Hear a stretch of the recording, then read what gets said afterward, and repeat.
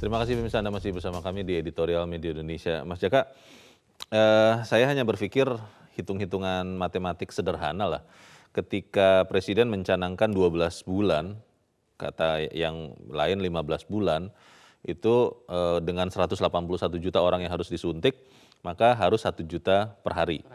Tapi ketika kita bicara sekarang ini sudah masuk bulan 3 dan itu masih 200.000 per hari. Kan berarti logikanya kalau memang benar bahwa 1 juta itu bisa tercapai di bulan Juni atau Juli, katakanlah Juni, berarti kan sisa paruh tahun ini harus lebih dari 1 juta per hari. Nah itu dengan jumlah vaksinator yang saya belum dengar bertambah, vaksin yang memang harusnya datang bertahap karena memang serba terbatas, apa mungkin tercapai Mas? Atau memang dari sekarang lebih baik dikatakan sampai akhir tahun 2022 vaksinasi kita Indonesia baru selesai. Lebih baik dikatakan begitu. Bagaimana? Ya kalau dari Kementerian Kesehatan kan mengakui ya bahwa ya agak bukan pesimis ya, tapi agak berat untuk memenuhi target akhir tahun ini tercapai karena ya sebenarnya berhasil tidaknya memenuhi target itu kan tergantung dari banyak faktor. Ya. Pertama misalnya stoknya ada cukup atau tidak. Stok vaksin ya? Stok vaksin. Kemudian juga soal tenaga vaksinasinya, vaksinatornya mencukupi atau tidak. Kemudian soal distribusi juga ke daerah-daerah. Karena kalau kita bandingkan dengan negara-negara lain, kondisi geografis kita kan ya jauh lebih sulit dibandingkan mereka. Kemudian juga soal informasi atau data informasi terhadap mereka yang harusnya divaksin. Kalau kita lihat dari stok kan sebenarnya ya kalau sampai Maret ini kan kita masih sedikit ya. Kita kan masih bergantung dari impor, dari mendatangkan dari luar negeri. Sinovac ya? Ya, kita kan tidak mungkin dari awal 1 juta per hari sementara stoknya tidak ada. Oke. Ya kan? Kalau dari data yang terbaru ini kan untuk Januari kan hanya ada 3 juta vaksin, kemudian Februari 7 juta, kemudian Maret 11 juta. Kan tidak mungkin kita setiap hari 1 juta. Nah, mungkin nanti yang mulai akan meningkat itu sekitar sampai setelah Maret mungkin bisa 500 sampai kemudian Juli ke atas sampai Desember itu kalau rencana prediksi dari Kemenkes bisa baru sampai 1 juta setiap hari. Tapi apapun saya pikir bahwa kita sudah mengapresiasi juga atau berterima kasih kepada pemerintah yang sudah berusaha keras untuk mendatangkan vaksin. Karena kan ya kita tahu seluruh negara butuh vaksin. Betul, beberapa negara malah belum dapat ya? Bahkan beberapa negara kita belum dapat. Kalau kita bandingkan negara-negara lain memang kita agak ketinggalan ya. India misalnya mereka sudah bisa 1 juta per hari. Kemudian Amerika Serikat itu udah 90 juta orang yang divaksin. Tapi kalau kita bandingkan dengan negara ASEAN kita termasuk yang lebih cepat. Hanya ketinggalan dari Singapura. Baik, kita coba bertanya juga kepada pemirsa kita Mas Jaka, bagaimana melihat optimisme vaksinasi ini. Kita sudah terhubung dengan pemirsa Metro TV di Makassar, Sulawesi Selatan, ada Ibu Lia. Ibu Lia, selamat pagi. Assalamualaikum. Waalaikumsalam Bu Lia. Bagaimana Bu melihat vaksinasi ini? Kita bersyukur bahwa pemerintah memang berusaha demikian keras. Tapi kalau melihat laju vaksinasi sampai sekarang, kelihatannya mungkin akhir tahun ini akan terlewati untuk tenggat menyuntik atau memvaksin 181 juta orang. Bagaimana menurut Ibu Lia? Ya, jadi sebagai warga masyarakat kita harus optimis dan mendukung usaha pemerintah. Cuma memang di lapangan kenyataannya agak beda. Itu pertama juga adalah keraguan masyarakat tentang vaksinasi ini karena banyaknya biasa pernyataan-pernyataan yang berbeda-beda. Ya itu pertama yaitu yang sering berubah-ubah. Itu pertama adalah seperti yang usia lanjut Pak ya. Kan awal-awalnya kan tidak ya 19 sampai 59. Belum lama berubah lagi. Sudah bisa juga bayar usia lanjut. Jadi karena ada banyak pernyataan-pernyataan yang sering berubah-ubah tiba-tiba, maka akhirnya biasa masyarakat itu sudah mulai muncul ragu-ragu. Padahal yang tadinya kan mereka itu sudah siap. Itu yang pertama Pak ya. Kemudian yang kedua itu masyarakat banyak yang menunggu vaksin dari buatan sendiri. Kan sudah pernah diwacanakan itu ya Pak ya, kalau tidak salah dari Kimia Farma. Jadi masyarakat itu banyak lebih percaya juga dengan buatan sendiri. Itu yang kedua. Kemudian yang ketiga adalah itu tadi dari sikap masyarakat ini karena kita lihat di lapangan banyak masih sudah vaksin tapi masih kena juga. Jadi sehingga muncul lagi gara-gara masyarakat. Sudah divaksin masih kena. Ya, jadi memang agak susah juga, agak berat usaha pemerintah tadi ini, kerja pemerintah tadi ini, tapi dengan dukungan masyarakat, saya rasa semua yang berat itu bisa menjadi ringan, ya, dan bisa berhasil, mudah-mudahan. Dan Baik. Terima kasih Ibu Lia di Makassar, Sulawesi Selatan untuk pendapat Ibu. Selamat pagi. Di belakang Bu Lia ada Pak Nugroho di Jakarta. Pak Nugroho, selamat pagi. Selamat pagi, Metro. Selamat pagi Pak Nugroho. Bagaimana Pak Terima optimis vaksinasi? kasih diberi kesempatan. Saya mengucapkan terima kasih pada Presiden Jokowi, kepada pemerintah yang memperhatikan kami. Sehingga kami disuntik vaksinasi kemarin bersama tokoh-tokoh agama. Oke. Jadi ini menambah semangat. Dan kita jadi lebih berani meskipun harus hati-hati tetap menjaga jarak dan sebagainya. Jadi kami berbahagia karena kami diberi optimisme dengan vaksinasi ini. Kami harap program pemerintah itu untuk 1 juta satu hari benar-benar terlaksana. Sehingga rakyat benar-benar terlindungi. Meskipun harus tetap hati-hati. Jadi ini yang saya...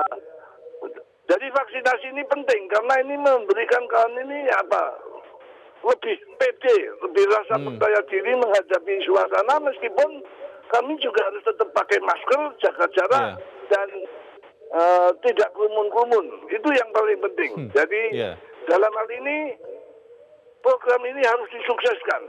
Iya. Pak Nugroho, terkait dengan protokol kesehatan yang Bapak bilang tadi, menurut Bapak kita semua bangsa Indonesia, sepenglihatan Pak Nugroho lah, apakah masih tetap disiplin melaksanakan protokol kesehatan atau sudah mulai menurun disiplinnya? Bagaimana Pak Nugroho? Tidak boleh, harus tetap disiplin Pak. Karena dari informasi ilmu kesehatan, itu dikatakan bahwa orang yang sudah divaksin pun masih bisa kena. Oh, oke. Apalagi bagi kami lansia, itu katanya ada pembentukan antibodi itu lebih panjang. Kami disuntik kemarin, itu 4 minggu lagi baru disuntik. Oh, oke. Baik. Jadi harus jaga. Iya. Pak Nugroho, halo? Ya, siap. Baik. Pak Nugroho, kalau menurut Anda Pak, lebih baik kita mengubah target itu karena memang faktanya masih belum bisa mengejar 1 juta vaksin per hari, atau tetap saja biarkan target itu 1 juta vaksin per hari supaya kita masih bisa terus bergegas untuk memenuhi target itu. Bagaimana Pak Nugroho? Ya, sebenarnya ini kan cuma opini ya Pak ya. Sebab kalau kita menurunkan target nanti kita kendor. Iya, oke. Jadi target biar saja tetap 1 juta satu hari. Kalau toh sekarang ini belum ada karena vaksinnya memang belum ada, ya kita usahakan dan kerja keras pemerintah. Kita dukung itu. Baik. Optimisme harus tetap dijaga Pak. Yes, terima kasih Pak Nugroho untuk optimisme Anda dari Jakarta. Selamat pagi. Para pemirsa optimis, tapi kita harus bahas selepas jeda. Mas Jaka dan Musa tetap bersama kami. Editorial Media Indonesia kembali seusai Headline News pukul 8 waktu Indonesia Barat. Terima kasih pemirsa, Anda masih bersama kami di Editorial Media Indonesia. Dan Mas Jaka, sebelum kita lanjutkan diskusi, kita akan langsung bertanya. Kita sudah tersambung lewat saluran telepon dengan juru bicara Satgas COVID-19, Profesor Wiku Adhisa Smito. Prof. Wiku, selamat pagi. Selamat pagi, Mas Leo. Ya, Prof. Wiku, kita optimis bahwa vaksinasi ini terus berjalan. Cuman soal kecepatan ini, Prof. Wiku. Kita melihat bahwa target 12 bulan yang dimintakan Presiden mungkin akan susah untuk tercapai karena hitung-hitungannya itu harus 1 juta vaksin per hari. Sementara kalau kita melihat dari Januari sampai sekarang kita berbicara, itu kalau tidak salah sekitar 200 ribuan vaksinasi per hari. Dan apakah kemudian Satgas pemerintah itu lebih baik mengubah saja target ini, Prof. Wiku, supaya kita juga lebih realistis, atau memang dibiarkan saja target ini supaya kita tidak menjadi kendur? Bagaimana Prof. Wiku? Ya, pada prinsipnya begini, pemerintah tetap dengan target itu dan kita juga berusaha keras untuk bisa meningkatkan itu supaya bisa 1 juta per hari. Tapi kita juga ingin memastikan bahwa suplai vaksinnya juga memadai, mencukupi dari luar. sementara ini, sambil kita juga memproduksi dari dalam negeri, persiapan untuk produksi dalam negeri yang baru bisa mungkin nanti tersedianya di tahun depan. Maka dari itu kita mau pastikan bahwa masyarakatnya juga siap, fasilitas kesehatannya untuk vaksinasi termasuk juga di tempat umum juga siap. Makanya ini kan sebenarnya sekarang sudah hampir 3 bulan ya kita melakukan seperti ini. Ini adalah proses belajar bersama juga. Masyarakatnya harus siap, pemerintahnya juga harus siap, fasilitasnya, vaksinatornya juga harus siap, vaksinnya juga harus timely. Jadi datangnya itu tepat waktu sehingga terus growth-nya itu sama. Jadi optimismenya itu harus dijaga bersama. Jadi nggak bisa salah satu tuh lebih telat gitu intinya. Tapi bahwa target 1 juta itu kita akan tetap kejar. Dan nanti kalau ada ketertinggalannya ya kita kejar. Jadi kan sekarang ini kan seperti bertahap, prosesnya bertahap. Prof. Wiku, ada pertanyaan, banyak pertanyaan terkait dengan vaksinasi gotong royong atau vaksinasi mandiri. Memang itu kan tergantung betul juga kepada ketersediaan vaksin, tapi sebetulnya aturannya itu sudah ada, bagaimana melakukannya itu sudah diatur atau belum ya Prof? Karena banyak sekali anggota masyarakat yang bertanya, kami ingin vaksin, kami tidak ingin membebani pemerintah, tapi belum tahu caranya kalau mau mandiri. Bagaimana Prof?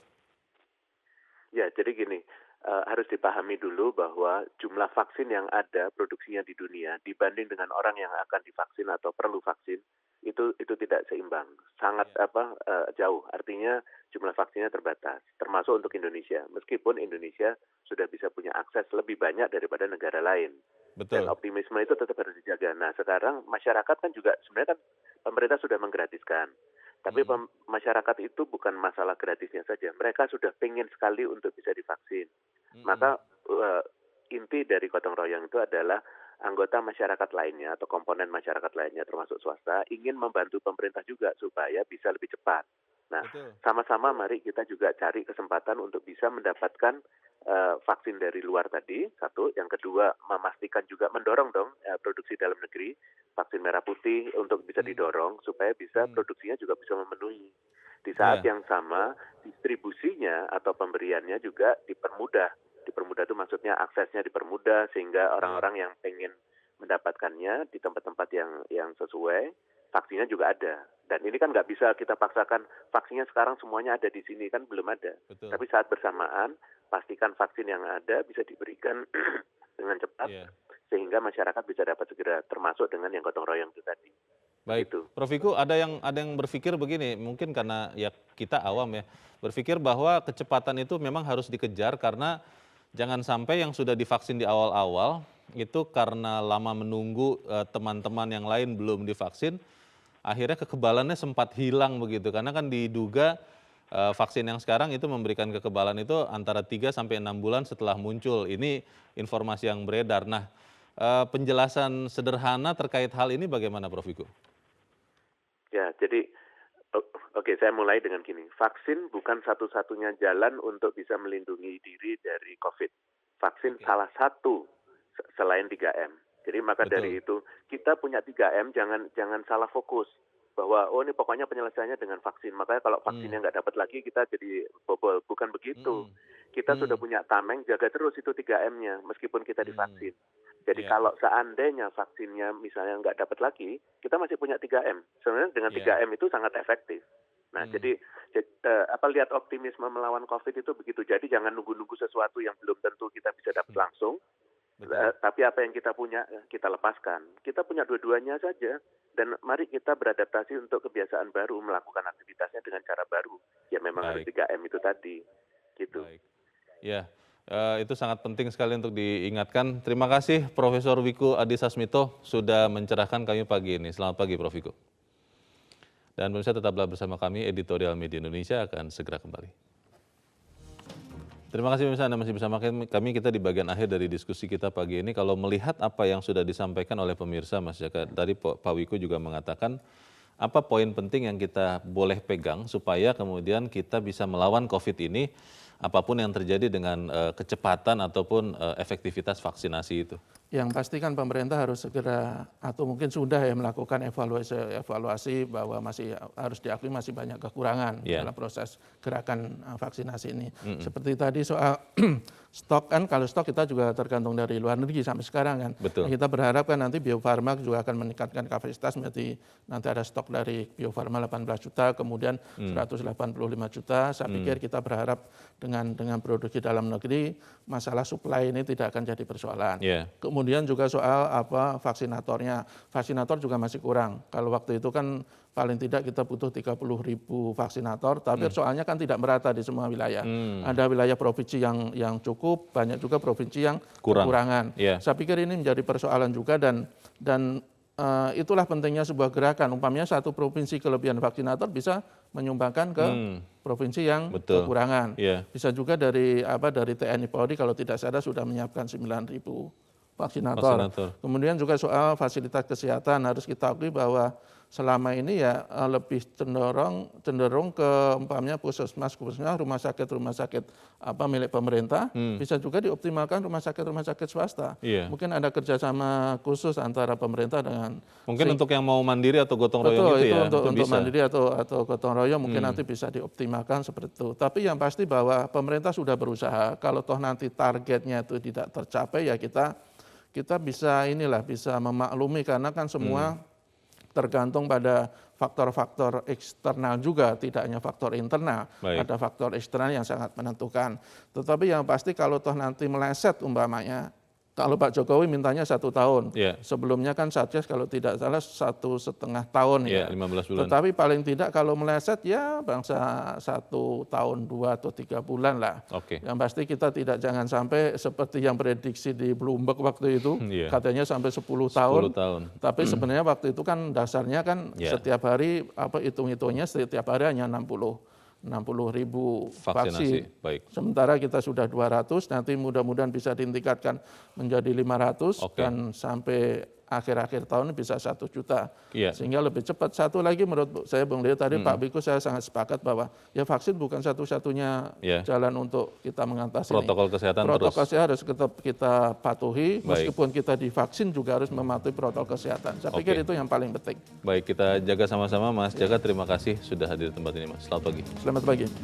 Pemirsa, semangat Isra Miraj tidak hanya mengajarkan pentingnya untuk tetap optimis untuk segala cobaan, termasuk cobaan dalam wujud wabah COVID-19, harusnya dapat meningkatkan kualitas diri. Dalam situasi sekarang, kualitas diri kita akan terkerek kalau kita punya kepedulian tinggi untuk menjaga keselamatan diri sendiri dan bersama.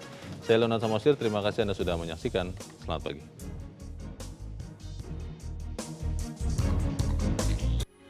Metro TV.